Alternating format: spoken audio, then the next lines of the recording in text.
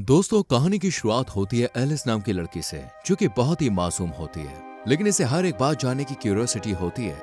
ये Catholic school में पढ़ती है और यहाँ पर लड़कियों की स्कर्ट लेंथ स्केल से चेक की जाती थी। इस स्कूल में सेक्स एजुकेशन की क्लास भी होती है, जिसे मर्फी नाम का एक टीचर लेता है। इस क्लास में एलिस भी होती है। यहाँ मर्फी कहता है कि शादी से पहले सेक्स करना एक गुनाह है। भगवान ने ये सिर्फ इसलिए बनाया है ताकि जनरेशन आगे बढ़ सके, और ये हमें शादी के बाद ही करना चाहिए। यहाँ पर एक लड़का मास्टरबेट यानी कि खुद के साथ ही सेक्सुअल होने के बारे में पूछता है।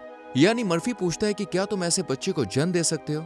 इस पर एक लड़की कहती है कि नहीं। यहाँ पर मर्फी अपने स्टूडेंट्स को बताता है कि सेक्स करना, मास्टरबेट करना और एक से ज्यादा शादी करना, ये सब गॉड के रूल्स के खिलाफ है और भगवान हम पर हर वक्त नजर रखते हैं। क्लास खत्म हो जाने के बाद एलिस की दोस्त लॉरा उसके पास आती है और कहती है कि मैं इस स्कूल से परेशान हो गई हूँ। एलिस से उसकी क्लास के बारे में पूछती है। इस पर एलिस कहती है कि क्या तुम जानती हो मास्टरबेट सिन है। लॉरा कहती है हाँ, और साथ ही टाइटैनिक के सीन के बारे में भी कहती है कि तुम उसे बार बार देखती हो, वो भी सिन है। एलिस इस पर कहती है कि मैं सिर्फ चीजों को जानना चाहती हूँ और ये सिन नहीं है। इसके बाद एलिस अपने घर आ जाती है और अपने सिस्टम पर ईवल चार्ट ओपन करके चलाने लगती है। ये एक मैसेंजर है जिसे लोग फेसबुक से पहले यूज करते थे। इसी बीच हैरी चैट नाम का एक लड़का एलिस को अपने बेबी के साथ ली हुई सेक्स एडल्ट फोटो सेंड करता है। पहले तो ये सब देखे एलिस थोड़ा घबरा जाता है, लेकिन फिर दोबारा इन्हें देखने लगता है। ये लड़का एलिस को ASL का मैसेज भेजता है, जिसके बारे में एलिस को नहीं पता होता है, इसलिए वो लड़का बताता है इसका मतलब है एज, सेक्स, लोकेशन। इस पर एलिस बताती है 22, गर्ल, एओवा। इसके बाद दोस्तों ये लड़का एलिस की फोटो मांगता है, जिस पर एलिस अपनी दोस्त के पिक सेंड कर देती है। ये लड़का कहता है कि वाकई तुम खूबसूरत हो। ये लड़का एलिस को बहुत ही अडल्ट मैसेज करता है, जिसका एलिस को मतलब भी मालूम नहीं होता है, लेकिन यहाँ पर एलिस को इन सब बातों को जानने की क्यूरियोसिटी और बढ़ने लगती है। ये लड़का एलिस से कहता है कि क्या तुमने कभी अपने आप को टच किया है। इस पर एलिस अपने आप को स्कर्ट के अंदर से टच करती है, जिस पर इसे काफी अलग फील होता है। इसी दौरान यहाँ एलिस की मम्मी आ जाती है और वो कंप्यूटर बंद कर देती है। अगले दिन लंच के दौरान बैथ नाम की एक लड़की एलिस के पास आकर कहती है कि तुमने लॉरा की पार्टी में फिजिकल रिलेशन बनाया है।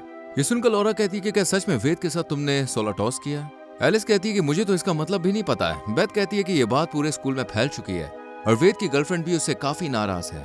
लॉरा बेथ से कहती है कि तुम मेरी पार्टी में क्यों नहीं आए। बेथ कहती है कि मैं ट्रिप पर गई हुई थी, जो कि बहुत ही स्पिरिचुअल थी और मेरी पूरी लाइफ ही बदल गई। बेथ इन लोगों को भी वहां जाने का कहकर यहाँ से चली जाती है। एलिस यहाँ पर एक चॉकलेट रैपर को चाटने लगती है, जिसे देखकर कुछ लोग हंसने लगते हैं। ये देखकर एलिस को काफी बुरा लगता है और वो यहाँ से चली जाती है। इसी बीच एलिस के सामने वेद और हैदर आते हैं और उसे डिस्गस्टिंग कहकर गुस्से से चले जाते हैं। एलिस को अपनी ईविल चैट के लिए बहुत दुख होता है, इसलिए वो लॉरा के साथ बेथ की बताई हुई ट्रिप पर जाती है। यहाँ वो लड़के को देखती है जिसका नाम क्रिस था और लॉरा से उसके बारे में पूछती है। लॉरा उसे बताती है कि फुटबॉल टीम का कप्तान है। एलिस क्रिस को पसंद करने लगती है। इसके बाद नीना नाम की एक लड़की एलिस को उसके रूम में ले जाती है और उसे बताती है कि यहाँ फोन और घड़ी अलाउड नहीं है, लेकिन एलिस सिर्फ उसे घड़ी देती है और फोन छुपा कर अपने पास ही रखती है। इसके बाद मर्फी सबको अलग अलग ग्रुप में डिवाइड कर देता है और एलिस के ग्रुप का लीडर था क्रिस। ये देखकर एलिस और खुश हो जाती है।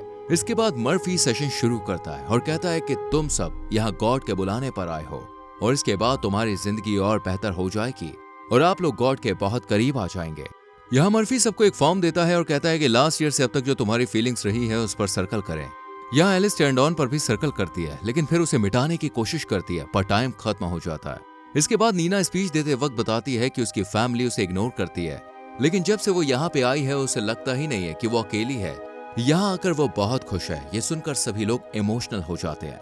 इसके बाद एलिस रात को अपना फोन यूज करती है तो उसका फोन वाइब्रेट होने लगता है और जब वो इसे अपने पैंट में डालती है तो उसे बहुत ही अजीब सा फील होता है। अगले दिन सभी लोग जंगल में जाते हैं और यहाँ पर एलिस का ध्यान क्रिस पर ही था। इसी बीच एक लड़की गिर जाती है जिसे क्रिस संभाल लेता है। ये देखकर एलिस भी खुद से गिर जाती है, जिसके बाद क्रिस उसे अपनी गोद में उठा लेता है और नर्स के पास ले जाने लगता है। ये देखकर एलिस बहुत खुश होती है। अगले सीन में हमें नीना दिखाई जाती है, जो कि एलिस के कमरे में किसी काम से जाती है, लेकिन तभी एलिस का फोन वाइब्रेट होता है और नीना एलिस पर गुस्सा हो जाती है और मर्फी को बता देती है। मर्फी एलिस से कहता है कि हमने कुछ पाने के लिए ये रूल्स बनाए हैं, लेकिन तुमने इसे तोड़ा है, इसलिए तुम्हारी सजा है कि तुम पूरे कैंप को अभी साफ करोगी। जब एलिस कैंप साफ कर रही होती है तो उसकी नजर मर्फी के कंप्यूटर पर पड़ती है, जहां वो ईविल चैट पर सोलर टॉस का मतलब पूछती है, लेकिन सभी उसे अलग अलग मतलब बताते हैं। एलिस जल्दी जल्दी में कंप्यूटर शट डाउन करना भूल जाती है। इसी रात मर्फी सभी लोगों को एक साथ बुलाता है और वहां मौजूद सब लोगों के घर से आए लेटर्स को पढ़ता है और सभी लोग बहुत दुखी होते हैं। अगले दिन क्रिस अपने ग्रुप के साथ होता है और कहता है कि हर किसी के मन में कुछ ना कुछ गिल्ट होते हैं, इसलिए आज तुम लोग अपने गिल्ट से बाहर निकलो जिससे तुम्हें शांति मिले।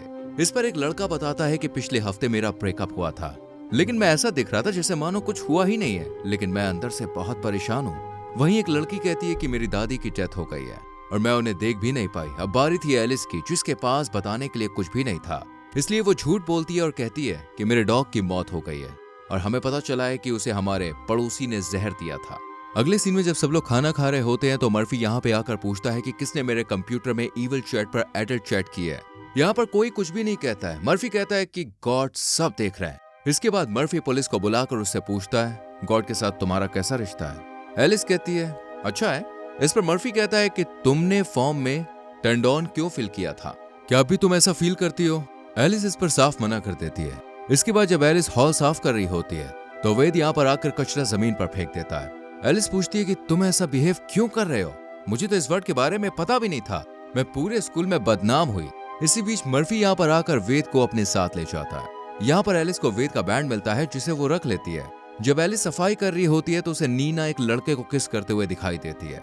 ये बात वो लॉरा को बताती है, लेकिन लॉरा उसकी बात पर यकीन नहीं करती, बल्कि कहती है कि तुम उसे बदनाम करने की कोशिश कर रही हो, अरे तुम्हें शर्म आनी चाहिए। लॉरा एलिस से पूछती है कि तुम्हारा कुत्ता कब मरा?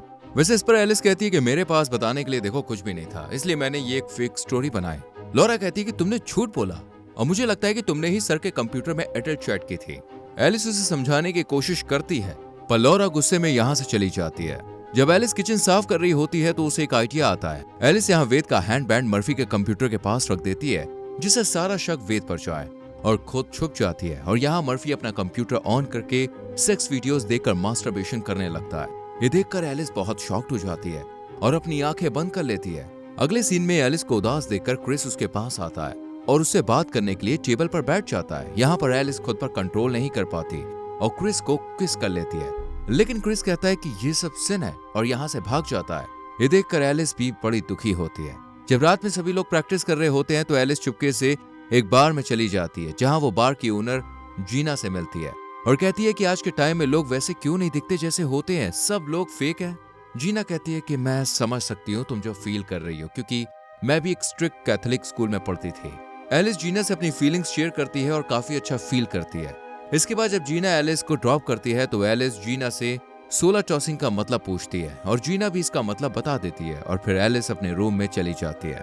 अगली सुबह मर्फी वेद को अपने रूम में बुलाता है और तभी यहाँ पर लॉरा एलिस को आकर सॉरी बोलती है और कहती है कि वेद ने सर का कंप्यूटर यूज किया था और उसका बैंड भी वही मिला था और मैं तुम पर इल्जाम लगा रही थी। लॉरा एलिस को बताती है कि वेद एक गे है, इसलिए उसने सोल टॉसिंग की अफवाह फैलाई थी।